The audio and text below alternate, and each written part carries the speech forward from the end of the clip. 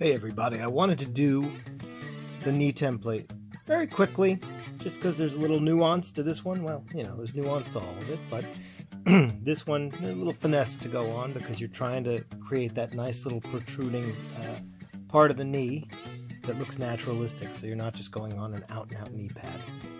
This is the right template. This is kind of the finished product on that, pre-heating and gluing. But there's some prep work that'll make the heating and gluing and sanding a little easier if you can just do a little pre-treatment after you've cut it out. You'll notice I've drawn the lines of the contour. The basic shape is a shape that I taped off of my own knee, which is not pictured here. And that's okay, you don't need that. And what I did is I contoured the protrusions of the knee so that you get some dimension.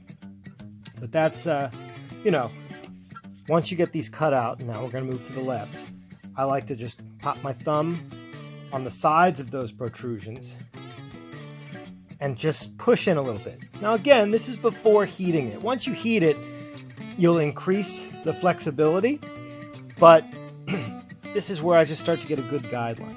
And frankly, before I've even done that, the first thing I do once I have these cut out is I flip them over. And I take a ballpoint pen and I draw that musculature in here. In fact, I do more than draw it. I actually run that line down and then I press in and the ballpoint will take it. So I'm going to make indentations here and go over that and over and over and really get the nib in there. And the nice thing about this is I'm actually starting the point where I'm going to do the nice back cut, which will help push this out and give it the dimension you want it to have going outward.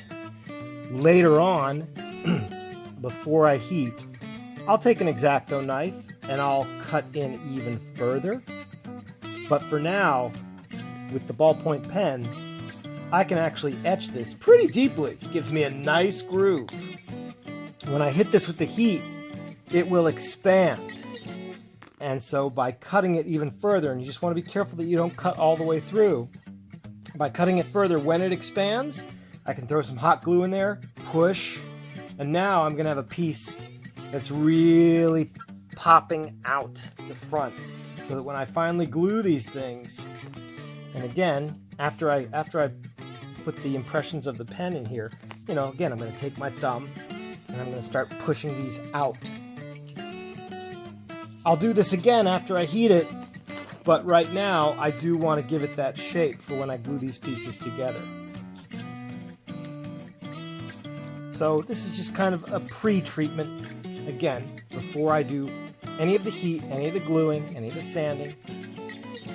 Because the foam, even prior to that treatment, will take the pushing. It'll take those indentations. You know, you don't need to use your thumb. You can use the top of a deodorant cap or a staple or whatever you want if it's too much, you know, for your thumb. And I'm sorry, some of this is off camera. I don't want that to happen at all. I also don't want you to see my dirty living room. But again, I start pushing the foam outward. So I start creating that kneecap.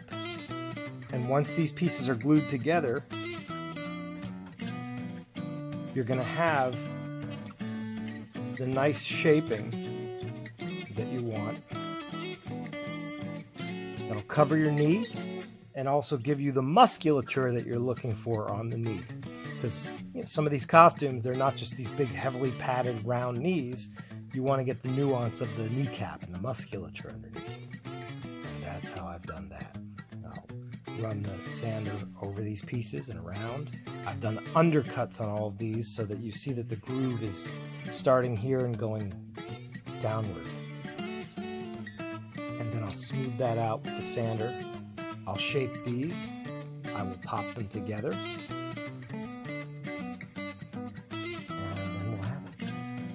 Something like that. And I'll be back, of course, to show you the finished product. But this is just my little tricks to do a good guideline so that you have as little trouble as possible putting this stuff together. Thank you.